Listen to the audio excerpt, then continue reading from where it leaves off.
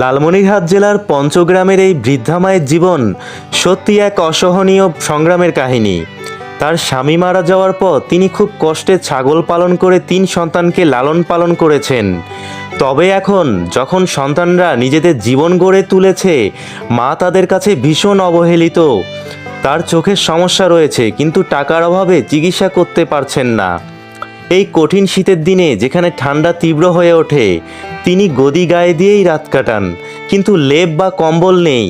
তার জীবন যেন এক কঠিন বাস্তবতা, যেখানে না আছে সান্ত্বনা, না আছে সাহায্যের হাত।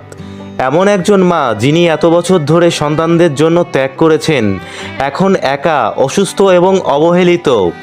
তা আমাদের সমাজের জন্য একটি বড় প্রশ্ন তুলে ধরে। এমন পরিস্থিতিতে সমাজের প্রতিটি সচেতন মানুষের উচিত এই ধরনের অসহায় বৃদ্ধাদের পাশে দাঁড়ানো, তাদের জন্য সাহায্য এবং সহানুভূতি প্রদানের মাধ্যমে